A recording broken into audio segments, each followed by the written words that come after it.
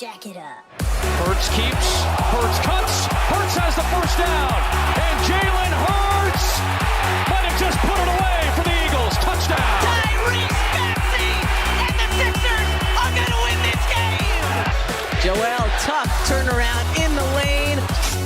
Another 30-10 performance for Joel Embiid. Hurts connects with Devontae Smith.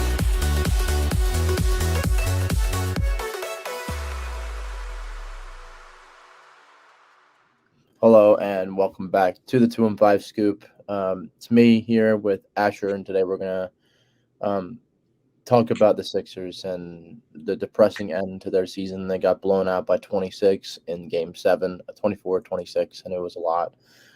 Getting outscored 30-13 in the third quarter. Asher, after that game, I mean, what were you kind of feeling? Because me, it was a state of like numbness. Honestly, I'm still recovering from that loss. That was brutal, absolutely brutal. Yeah, I definitely agree. I think we all felt it. We talked about it in the previous podcast about how critical that game was and just how kind of everything that the Sixers have done in the Joel Embiid era led up to that series. Yep. And even though it sucks, it's kind of a fitting end to that era of the Sixers. Just collapse after collapse after collapse. None worse than this current one. Yeah, I mean, honestly, I was saying, like, I was with my girlfriend at the end of that game. I mean, she came over. I was watching at my place. She came over when there were about 10 minutes left in the fourth. The Sixers were already down by damn near 30 at that point. I touched her. I was like, I'm so down bad right now, like. And she came over. She had a friend over, so she and her friend came over, and she took me inside in her room.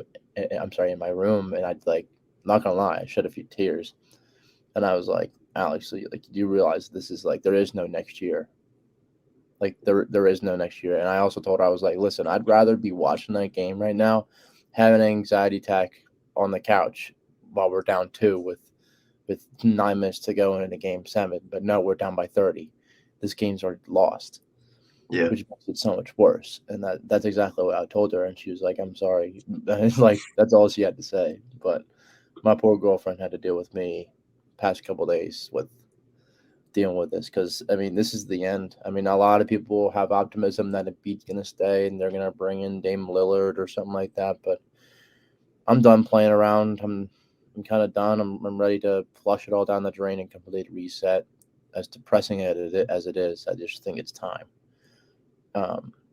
But yeah, about 30 minutes ago, actually, 30 minutes before recording, there was a report literally just came out that Doc Rivers has been relieved of his duties as Sixers head coach. So that's kind of the first step to everything. That was my number one thing that I wanted the Sixers to do, was to get rid of Doc. I mean, Doc's just not a winning coach. He's obviously seen lots of success, but he's also seen a lot of collapses. So he's gone. So thoughts on that, Asher? Thoughts on everything? What were your kind of what was your afternoon like after the Sixers loss? What was your reaction? Well, it had to happen.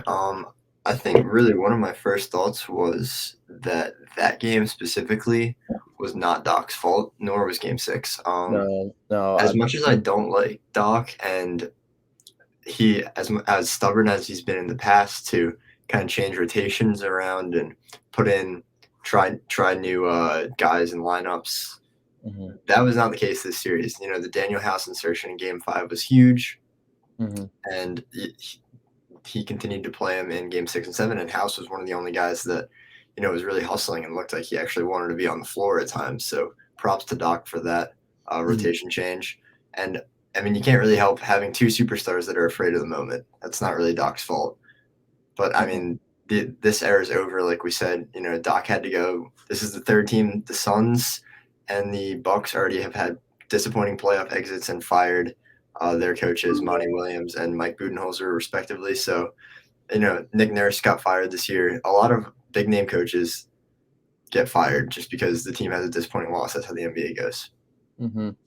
Yeah, I mean, I agree with you. I'm not saying that Doc deserved to get fired, but it was just a long time coming Honestly, I mean, he's had a lot of great moments. He's made a lot of great adjustments, especially. I mean, these past 2 playoff runs, I think he deserves a lot more credit than he actually gets. He's done a really good job with adjustments. It's just his star players. I mean, putting up 24 points cumulatively between James Harden and Joel Embiid in a Game 7. Mm-hmm. I mean, that's like some Ben Simmons type shit right there. Yep. Like, that's Ben Simmons type shit. And the thing that hurts the most is the fact that Joel Embiid is supposed to be the rock of this team. He's supposed to be the guy that we can rely on. He's supposed to be the guy that's always supposed to show up. But he just didn't. Going, 3 for 11 from the field? Scoring 15 points or something. I forget what his exact field goal percentage was, but it was. I have it up. It was miserable. I know that. 5 for 18. Yeah, 5 for 18 in a game. And Harden went 3 for 11. Yeah, so making 8 shots between your two superstars. You know, we brought in James Harden to build that pick and roll offense, and it never really got rolling. Honestly, it seemed like it was there at times, and then it would just go away. I mean, James, I don't know. I'm just still very much in a fog after this game. Just like it's just the past 10 years. This is 10 years, dude. Like, this is half of my life. I mean, I'm 21 years old. 10 years is damn near half of it. This is half of my life. I've been watching these games, and I've lived through the process, and all for it to surmount to nothing. Like, that Iguodala and Drew Holiday team got as far as this team with James Harden and Joel Embiid. Yep. And thinking about it like that, it's just sad. It's like a waste of 10 years. A waste.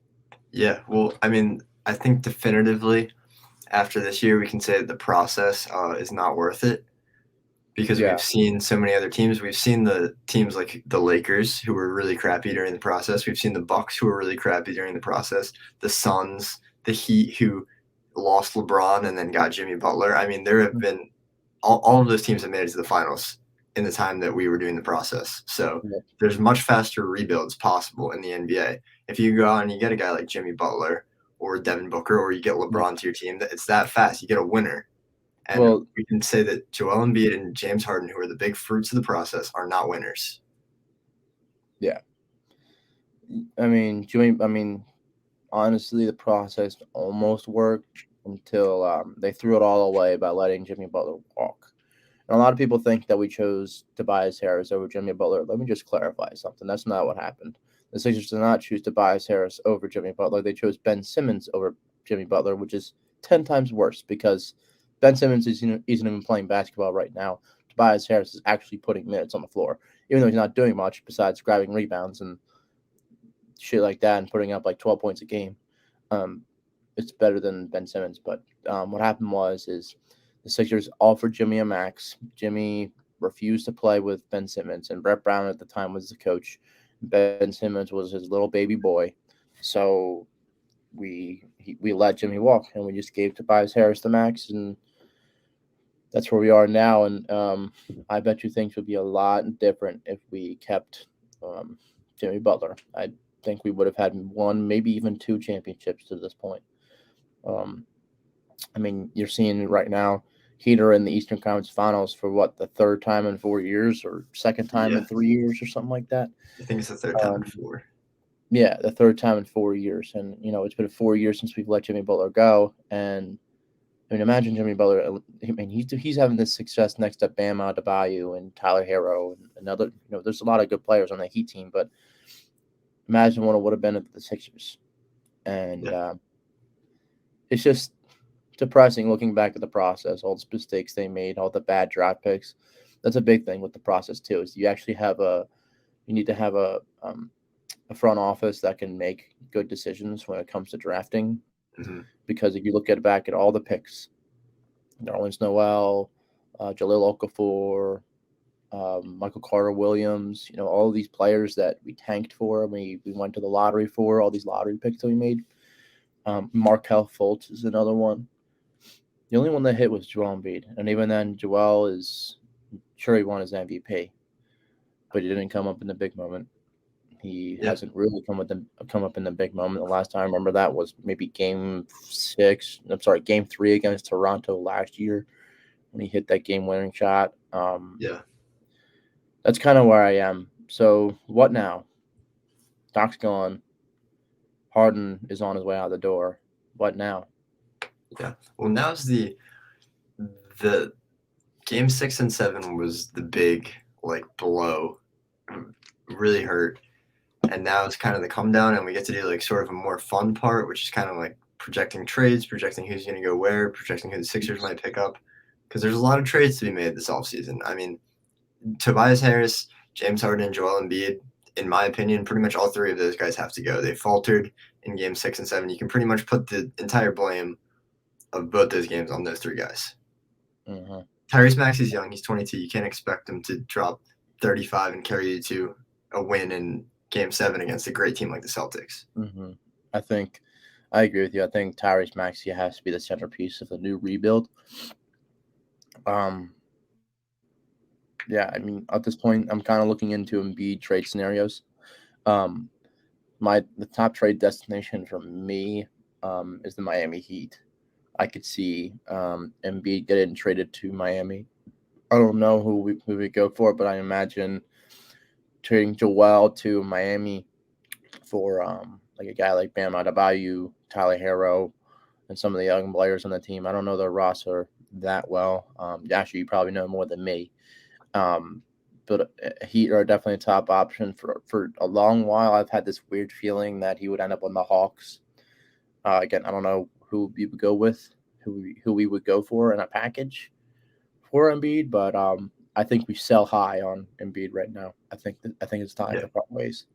I agree. I think other just not based on anything that I've heard or seen, but just based on what I've been thinking, I think maybe the Utah Jazz, a team that overachieved last year, and it seems like they have some good young players that are ready to make a run. Maybe whatever team wins the lottery tonight and drafts Victor Wembanyama, wants to win right away and trade everybody else for Embiid.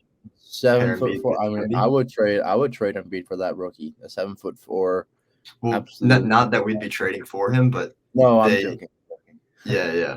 But whatever team drafts Wemby tries to pair Embiid with him, that's pretty scary. Front court right there. Scary. That would be. So yeah, I mean, lots of trade scenarios. Again, we'll be visiting this. Kind of going to take this week and just recover from the loss, and then come back and reevaluate everything next week. But before we go, I do want to talk about with the new head coaching vacancy, who would you like to see take Doc's spot? I like Nick Nurse. You like Nick Nurse? I don't think the Raptors should have fired him this year. I mean, I think that they've pretty much overachieved every year that they've had him. They just don't have a team that's really well built for the NBA as it is right now. They don't have a lot of shooters. Mm-hmm. I mean, Pascal Siakam he's had a huge growth in his talent under Nurse. I think he's a great developer of young players. I think Maxey would thrive under him. I agree. I think Monty Williams would be a great head coaching. I mean, he's there, but I mean, I like him, but at the same time, there's cons to him. I mean, he's made one finals run in the past 4 years, right? And he's had these superstars on his team. I think it's very similar to Doc Rivers, where he has these superstars and he can't capitalize with the superstars on the team. So, I would go with him because, I mean, I would and wouldn't go with him. I was going to say go with him, but thinking about it more now, probably shouldn't be on the table. I like Nick Nurse as well. Mike Budenholzer is also available, and he's also there. We can talk more about this in a future podcast, but I just want to touch on it briefly and just see where your head's at, see what you think the Sixers should do a head coach. I mean, it's kind of we're starting from square one. It's not like you're coming in here and you're coaching all these stars. It's just a head coach. There's no roster that you have to really worry about because the roster is going to be all but gone. Yeah. This offseason. So a lot of different players. Quick little podcast. It's just this team's too depressing to talk about for more than 20 minutes, if I'm being honest with all you guys. Ashley could probably agree. I mean, there's things to look forward to, but dark days are coming for Philadelphia. Dark days are coming. So yeah, that's about gonna wrap us up. Unless Asher, did you have anything else you want to talk about before we go? I mean, I don't know. Like we're talking to like Embiid getting traded is a certainty. It's not, Yeah, it's not a but certainty. They could just definitely run it back again, but watch Embiid. Like go watch the highlights of Game 6 and Game 7. Look at what Embiid does, and then go watch the Miami Heat series. Watch what Jimmy Butler does. Watch the Denver Nuggets series. Look at what Nikola Jokic does. Those guys are guys that step up in big moments. Those are like real winners in the playoffs. They do what their team needs them to do to win. Nikola Jokic is dropping 50. He's dropping 30-point triple doubles. Jimmy Butler averages like 10 more points in the playoffs than he does in the regular season. I mean, those are the guys that you want on your team. And Embiid and Harden, I feel like just I can't say that they're winners. They shrivel away in the playoffs every year now. yeah, I mean, Joel Embiid might be an MVP, but he's not a playoff caliber player. Like he doesn't come up big. And before we go, I do want to touch on what he said after Game 7. He did take some blame for the loss, but again, he went back to his default. I can't win alone. Me and James can't do it alone. There's a reason why it's basketball. Basketball is played 5-on-5, and that just kind of wraps it all together, right there. That quote. I mean, while he did take credit for his lack of performance, Joel, you scored 15 points in a crucial Game 7 that pretty much would define the future of the Sixers franchise. And I was watching it even after, some people might just shut it off because of how ugly of a sight whatever they just witnessed was just ugly. But I watched, and he was laughing. He was talking with Jason Tatum, and he was laughing. He was smiling when and I'm like, what the hell? Like, what? Why is he laughing? He just got blown out by damn near 30 in a Game 7 where everybody thought this Game 7 was going to be like so tense. When you just gave up in the third quarter, you started walking, you started taking lousy shots. I mean, and you scored only 15 points, and you went, 20% from the field or something like that? Like, dude, like, you're so much better than that. I can't even explain the disappointment I have in Joel. I can't even begin to explain it. Yeah, and I think just collectively we're just sick of watching. Though Embiid and Harden returning to the team might be the Sixers' best chance next year. It probably logically is. Just emotionally, as the Sixers fans, we can't take another year watching these guys just fall off their horse in the playoffs. We're over it. I mean, listen, there is a reason why I didn't pay too much attention to the regular season. Is because this team has proven to me time and time again, as good as they look in the regular season, all bets are off when it comes to the playoffs. It's a completely new season, and they show up and they don't fucking play. Pardon my language, but they don't fucking show up. They swept the Nets, but we all knew that was happening. But come second round, when you get a little bit more difficult, you fall apart. And what reason? What gives me reason to pay? Like, I feel like there's no more incentive to watching the regular season. Obviously, you should pay attention and you should root for the team. And if you're a diehard fan, watch every single game. And I tried my best to do that, but I was reluctant to watch most games because I was like, all I could think about is this moment right here. That's all I could think about. All I could think about is the disappointment that's imminent. There's imminent disappointment with this team. I know we had potential to be a championship team. We have potential to be championship team for the last 5 years. Yeah, we always wound up in the same spot. Doesn't matter how much talent we have on the team. Or it doesn't matter who our head coach is. This team has not done jack shit since Asher and I could barely walk. I mean, Asher, you probably were talking and like moving around at the time because you're older, but I was only 5 months old when the Sixers last made it to the Eastern Finals. Yeah. And it's just really disappointing. And I'm gonna end the podcast on that. Just disappointing. This team is draining, and the fact that I have to cover this team for forever until whenever, and going into these dark days as a Sixers fan, not looking forward to it.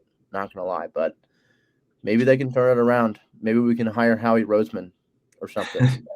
Yeah, I was just about to say, Actually, yeah. go Eagles. Yeah, I mean, that's the thing now. Now we turn. We're looking what OTAs just started. Yep. Training camp should be starting in about a month or I something. think it starts June, yeah. Yeah, First week about of a June. month. So we're kind of turning the page once again from the Sixers' disappointment to looking forward to a Eagles team that should be poised for another Super Bowl run. So yeah, Asher, any last points before we call it quits? No, I think we covered everything. All right. Sorry for such a depressing episode. It's just it is what it is. Go Eagles. Eagles. Go Birds. Yeah. Hopefully the Sixers can figure something out. We'll see. But Yeah. thanks for tuning in. Subscribe. Turn notifications on. Go check out my TikTok page. I'm sure you can see how miserable of a Sixers fan I am there. Yeah, catch all my disappointment on TikTok. So just follow me on 215 Scoop. But we'll see you guys next week. Bye-bye.